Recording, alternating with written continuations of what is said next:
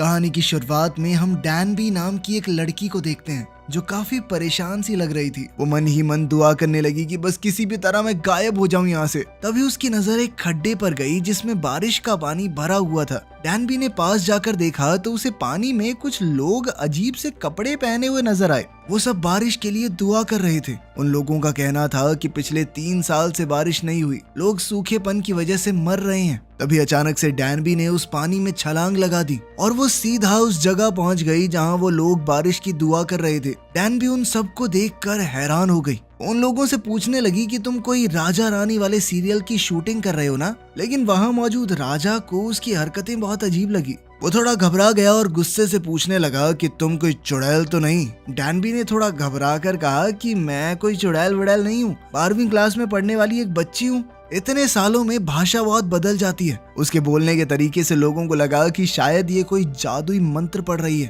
और वो लोग और भी ज्यादा डर गए। तभी कुछ सिपाहियों ने उसे तलवारों से घेर लिया। जब डैनबी को पता चला कि ये तलवारें असली हैं तो उसने बातें बनाना शुरू कर दिया, क्योंकि इस काम में तो वो माहिर है। उसने कहा कि मुझे पता है मैं यहाँ क्यों आई हूँ, ताकि मैं बारिश को यहाँ तक ला सकूं। ये सुनते ही सब लोगों ने उसके सामने गर्दन झुका ली। उसने कहा कि ये मंत्र 50 बार दोहराना, ठीक है? और 50 बार उसकी बताई उलझुल बात को दोहराने के बाद जैसे ही उन लोगों ने अपनी गर्दन उठाई, डैनबी वहाँ से गायब हो चुकी थी। वो भागते भागते एक ऐसी जगह पहुँच गई जहाँ चारों तरफ धार्मिक कपड़े लटके हुए थे। वो अपने कपड़े बदल कर सबके साथ चलने लगी और जाकर आराम से एक जगह बैठ गई। राजा वहाँ पर लोगों को समझा रहा था कि हमें आलतू फालतू चीजों पर भरोसा करना बंद करना होगा। अगर हमें अपने राज्य के भविष्य को सुधारना है तो हमें साइंस और मैथ्स के ऊपर काम करना होगा। तभी एक प्रीस्ट ने कहा कि ये सब कुछ बकवास है। ये साइंस की मदद से हम कभी कुदरत को समझ नहीं पाएंगे और बारिश न होने की एक ही वजह है, भगवान राजा से नाराज हैं। अगर बारिश करवानी है तो राजा को रानी के साथ एक खास रस्म पूरी करनी होगी। डैनबी इस मीटिंग में आराम से सो रही थी। तभी उसने देखा कि उसका फोन उसके पास नहीं है, तो वो उसे ढूंढने बाहर चली गई। लेकिन राजा के खास सिपाही साइतो ने उसे पकड़ लिया और राजा के पास ले गया। जब तक राजा वहाँ पर आता वो सोचती रही कि अगर बारिश हो जाए तो मैं वापस अपने घर जा सकती हूँ। लेकिन फिर उसे याद आया कि पिछले 3 साल से तो बारिश ही नहीं हुई यहाँ पे। राजा ने कहा कि इस लड़की ने हमें पागल बनाने की कोशिश की है, इसे जीने का कोई हक नहीं है। ये सुनकर डैनबी राजा से अपनी जान की भीख मांगने लगी। उसने कहा कि मैं तो बस एक स्टूडेंट हूँ सर, मुझे तो छोड़ दो। गलती से मैं फ्यूचर से यहाँ पे आ गई, मुझे नहीं पता कैसे। अपनी मौत को सामने देखकर डैनबी के आगे उसकी जिंदगी घूमने लगी कि कैसे वो यहाँ तक पहुंच गई। डैनबी 12वीं क्लास में पढ़ने वाली एक आम सी लड़की थी। अब बस कुछ ही दिन बचे थे जब वो यूनिवर्सिटी का एंट्रेंस एग्जाम देगी। लेकिन डैनबी बहुत ज्यादा कमजोर है मैथ्स में। वो जब भी मन लगा के मैथ्स पढ़ने बैठती तो बस सो जाती। उसके मैथ्स के टीचर इस बात से बहुत परेशान थे। एक दिन मैथ्स टीचर ने उसे क्लास में खड़ा कर दिया और एक क्वेश्चन सॉल्व करने को कहा, लेकिन हर बार की तरह वो इस बार भी क्वेश्चन को सॉल्व नहीं कर पाई। टीचर ने गुस्से में उसे सबके सामने जलील किया। घर पहुंचने के बाद डैनबी एक अच्छे स्टूडेंट की तरह टीवी पर गाने लगाकर अपने फोन में गेम खेलने लगी। तभी उसकी माँ वहां आ गई और सबकी माओं की तरह उस पर ताने कसते हुए बोली कि जैसे तुझे गाने याद है ना, ऐसे पढ़ाई तो याद नहीं होती, बिल्कुल अपने बाप पर गई है, एकदम नाकारा। इसके बाद थोड़े और ताने कसने के बाद डैनबी की माँ सीरियल देखने बैठ गई। अपनी माँ का सीरियल देखना डैनबी को बिल्कुल पसंद नहीं था, इसीलिए वो कमरा छोड़कर अपने दोस्त से मिलने चली गई। लेकिन डैनबी के दोस्त ने भी उसे लेक्चर देते हुए कहा कि ये तुम्हारा आखिरी चांस है कॉलेज में एडमिशन लेने का। अगर तुम इस बार भी फेल हो गई तो तुम्हारा फ्यूचर बर्बाद है एकदम। अगली सुबह डैनबी देर से उठी और एग्जाम के लिए भागने लगी। आज वही मेन एग्जाम था। तभी उसकी माँ ने उसे हिम्मत देते हुए कहा कि तुम अपना बेस्ट देना, देखना तुम्हें पक्का अच्छी यूनिवर्सिटी में एडमिशन मिल जाएगा। डैनबी बहुत परेशान थी, सबसे ज्यादा चिंता तो उसे मैथ्स की थी। वो एग्जाम सेंटर पहुंचने तक बस में भी पढ़ती रही। जैसे ही बस रुकी तो बाहर बारिश होने लगी। वो जल्दबाजी में अपना छाता लाना भी भूल गई थी और जल्दी से भीगते हुए एग्जाम सेंटर की तरफ भागने लगी। जैसे ही वो एग्जाम सेंटर के बाहर पहुंची उसकी धड़कनें और तेज हो गई। वो इस एग्जाम के लिए बिल्कुल तैयार नहीं थी, तो उसे अब पैनिक अटैक्स आने लगे। फेल होने के डर से वो वहां से भाग गई। डैनबी बारिश में ही बैठी रही। तभी उसे वो गड्ढा दिखा जिसमें कूद कर वो यहाँ आई थी। डैनबी ने राजा को साबित करने के लिए कि वो फ्यूचर से आई है, हिस्ट्री के बारे में चीजें बतानी शुरू की, लेकिन अफसोस बात नहीं बनी। फिर उसने थोड़ा दिमाग लगाकर झूठ कह दिया कि मैं मैथ्स में बहुत अच्छी हूँ। तभी राजा ने तलवार नीचे कर ली और कहा कि साबित करके दिखाओ।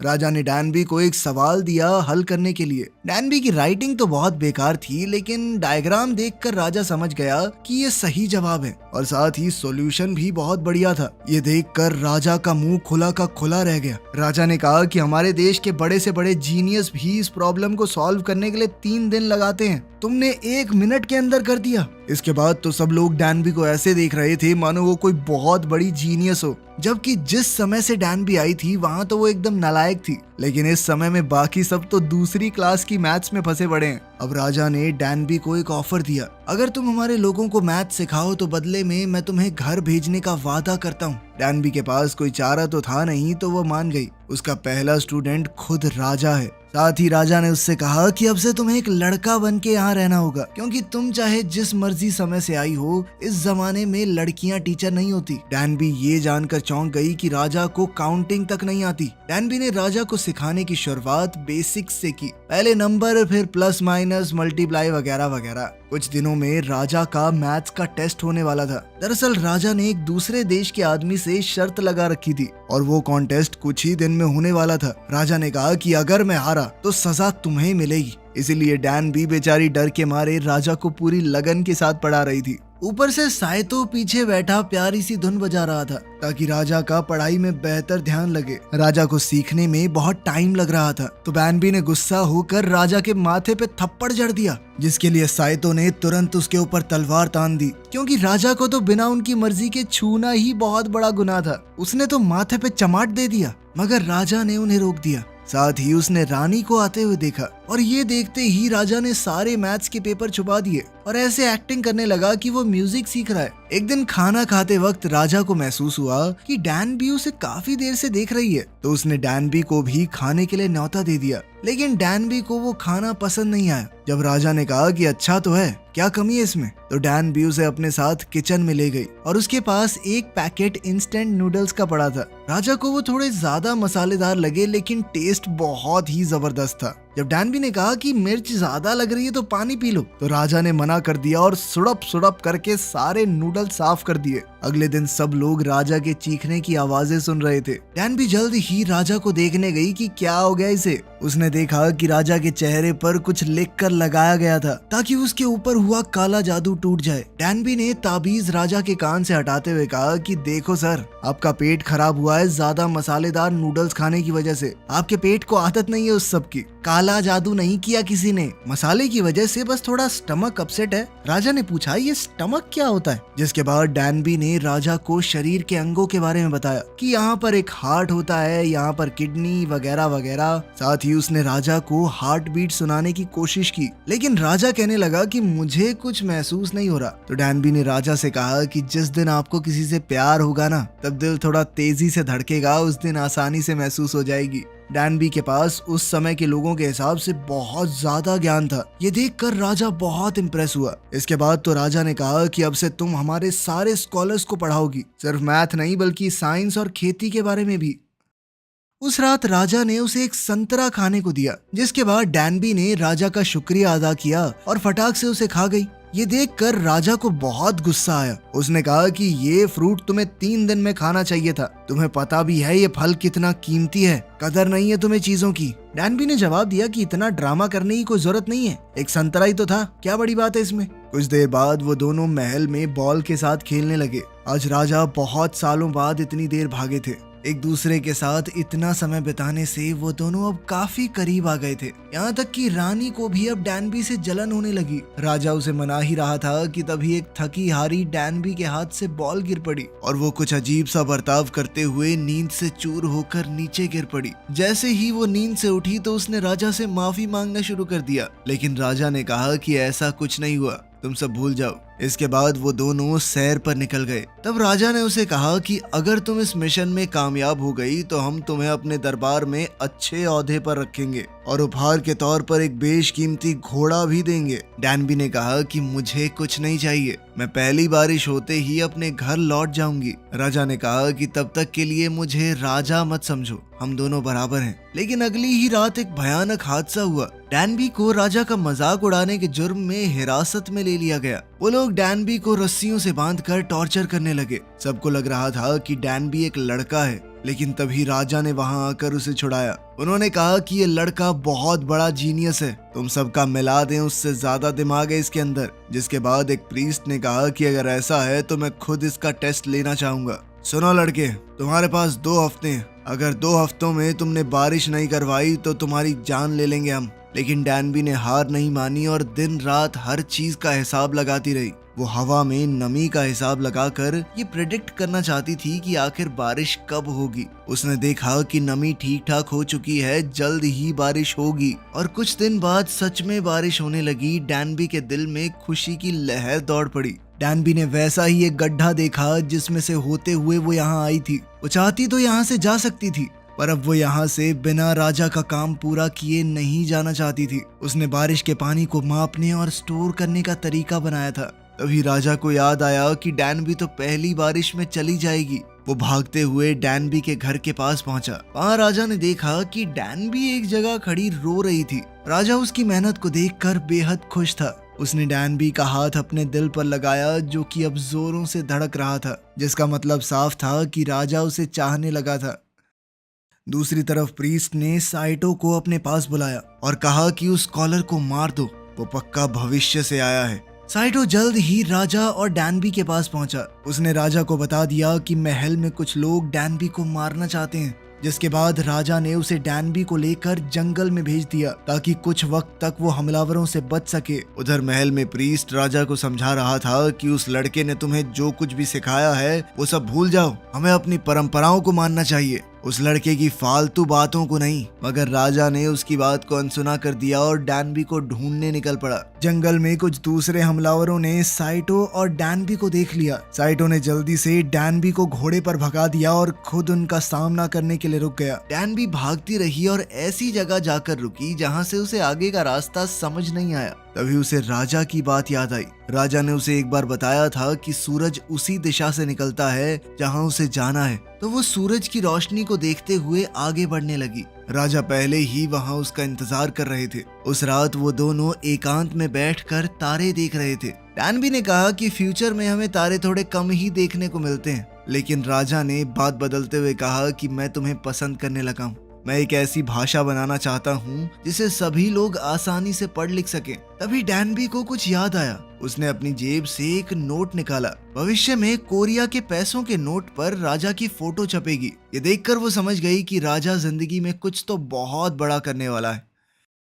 खैर अगले दिन जब वो उठी तो कुछ लोग डैनबी को दुल्हन की तरह सजाने लगे। उसे कुछ भी समझ नहीं आ रहा था कि उसके साथ क्या होने वाला है। दरअसल ये राजा की माँ के कहने पर हो रहा था। उन्होंने राजा और डैनबी को साथ में देख लिया था और राजा रानी के साथ साथ कई और भी लड़कियों को महल में रख सकता है। फिर बताया गया कि उसे राजा के साथ गुलू गुलू करने के लिए तैयार किया जा रहा है और अब वो राजा की पहली प्रेमिका बन जाएगी। डैनबी ये सुनते ही डर के मारे उन पागलों से दूर भाग गई। एक नौकर ने राजा को बताया कि डैनबी भाग गई है, जिसके बाद राजा गुस्से में उसे ढूंढने लगा। आखिरकार जब उसे डैनबी मिली तो राजा उसका हाथ पकड़कर उसे खींचता हुआ अपने बेडरूम में ले गया। डैनबी खुद को बचाने लगी। तुमने तो कहा था कि हम बस दोस्त बन के रहेंगे, मैं अभी सिर्फ 19 साल की हूँ, ठीक है, जोर जबरदस्ती मत करना मेरे साथ। ये सुनकर राजा ने कहा कि हाँ तो बड़ी हो तो गई हो, 3 साल हो गए तुम्हें बालिग हुए, बच्ची नहीं हो तुम, और वैसे भी मैं तुम्हारे साथ कोई जबरदस्ती नहीं करने वाला। ये सब मेरी माँ का किया धरा है, इसमें मेरा कोई हाथ नहीं है। लेकिन अभी हमें यहाँ साथ ही रहना होगा, बाकी सब नजर रख रहे हैं कमरे पर। अगली सुबह डैनबी म्यूजिशियन से बात करने लगी। म्यूजिशियन ने उससे पूछा कि क्या अब भी तुम वापस फ्यूचर में जाना चाहती हो। डैनबी ने कोई जवाब नहीं दिया।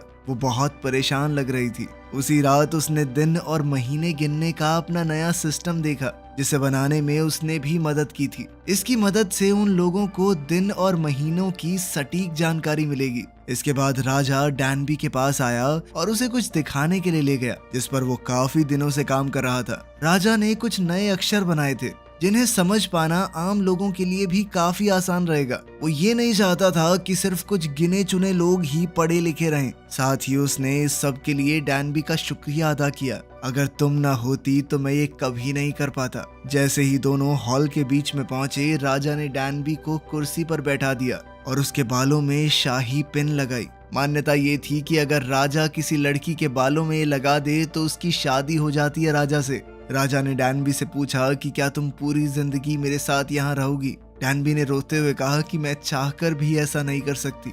मैंने खुद से वादा किया है कि पहली बारिश होते ही मैं घर चली जाऊंगी। मेरी माँ मेरा इंतजार कर रही है, वो क्या करेंगी, मेरे बिना अकेली पड़ जाएंगी। जिसके बाद राजा ने बड़े प्यार से कहा, तो तुम एक बार जाए आओ वापस, लेकिन फिर आ जाना अपनी माँ से कहकर, फिर हम दोनों यहाँ साथ रहेंगे। लेकिन डैनबी ने फिर से उसे ठुकरा दिया। राजा को बहुत गुस्सा आया। उसने कहा कि हाँ ठीक है, भविष्य आज के इस राज्य से बहुत अच्छा होगा। यहाँ सब लोग अनपढ़ हैं, बीमारियां फैलती हैं, तुम्हें वहीं होना चाहिए। ये कहकर राजा एक दिल टूटे आशिक की तरह वहां से चला गया। डैनबी हॉल में खड़ी उसे देखती रही। तभी अचानक पीछे से किसी ने डैनबी के सर पर डंडे से वार किया और उस पूरी बिल्डिंग को आग लगा दी। जब राजा को महसूस हुआ कि कुछ तो गड़बड़ है, तो वो अपनी जान पर खेलकर डैनबी को बचाने के लिए भागा। अगली सुबह राजा ने प्रीस्ट के ऊपर इल्जाम लगाया कि तुमने ही वो आग लगाई थी और डैनबी के ऊपर हमला किया, है ना? लेकिन प्रीस्ट कहने लगा, नहीं नहीं, मैंने कुछ नहीं किया। लेकिन उसके हाथों पर अभी भी धुएं और राख के निशान थे। ये दिखाते हुए राजा ने कहा कि तुम्हें तो गलत काम करने भी नहीं आते, क्यों कर रहे थे? साथ ही राजा ने डैनबी को बुलाकर ये पूछा कि क्या तुमने इसी आदमी की आवाज सुनी थी? डैनबी ने सर हिलाकर हाँ कहा। दरअसल डैनबी के बैग में एक किताब थी, उसने उसे चाकू से बचा लिया था। अब राजा गुस्से में प्रीस्ट के पास गया। तुम जानते थे कि ये सब मेरे लिए कितना मायने रखता है, फिर भी तुमने ऐसा क्यों किया? इस पर प्रीस्ट ने कहा कि अगर नई भाषा फैल गई तो युवा सोचने समझने लग जाएगा, वो अपना दिमाग लगाएंगे, हर तरफ अफरा तफरी मच जाएगी। मेरे राजा, आपको राज करना मुश्किल हो जाएगा। मुझे मरने का कोई डर नहीं है, मेरी जिंदगी राजगद्दी के लिए समर्पित है। इस पर राजा ने जवाब दिया कि चाहे तुम जितना मर्जी रोक लो, मैं लोगों को तो पढ़ना लिखना सिखा कर रहूंगा। छोटी सी जिंदगी है हमारी, आगे जाकर जिस दुनिया में हम होंगे ही नहीं, उससे डरना कैसा? लेकिन प्रीस्ट पर इस बात का कोई असर नहीं हुआ। वो घुटनों के बल गिर गया और कहा कि आपके मन में जो सजा आए मुझे दीजिए। खैर कुछ समय बाद बादल छा गए और हल्की बारिश होने लगी। डैनबी ने महल में सबसे अलविदा कहा। राजा ने पूछा कि क्या मैं तुम्हारे साथ दूर तक चल सकता हूँ? डैनबी ने हाँ कहा और राजा उसे अपने घोड़े पर बैठाकर एक झील के किनारे ले गया, जहाँ से वो अपने घर लौट सकती है। वो झील में कूद गई और उसने अपने आप को नीचे जाने दिया और कुछ देर बाद वो फिर से अपनी दुनिया में लौट गई। उसने देखा कि अभी कुछ ही सेकंड बीते थे, अभी भी वो एग्जाम दे सकती है, समय है उसके पास। वो दौड़ती हुई एग्जाम हॉल की तरफ गई। टीचर उसका इंतजार कर रहे थे। एंट्रेंस एग्जाम अभी शुरू ही हुआ था। वो अपनी सीट पर बैठ गई और टेस्ट देना शुरू किया। उस दिन जब वो घर आई तो अपनी माँ को देखकर उनसे लिपट गई, उन्हें जोर से गले लगा लिया। डैनबी अब पूरी तरह बदल चुकी थी। खैर कई महीने बीत गए और एक दिन जब वो स्कूल से बाहर निकली तो फिर से बारिश होने लगी। तभी किसी ने उसके सर पर छाता रख दिया। उसने देखा कि जिसने उसके ऊपर छाता किया था वो बिल्कुल राजा जैसा दिखता है। लड़के ने कहा कि तुम्हारा छाता बस में गिर गया था, ध्यान रखा करो, ऐसे तो भीग जाओगी। वो दोनों यूं ही मुस्कुराते हुए एक दूसरे को देखते रहे। वीडियो पसंद आई तो लाइक कर देना, चैनल को सब्सक्राइब कर लेना। मिलते हैं अगली वीडियो में।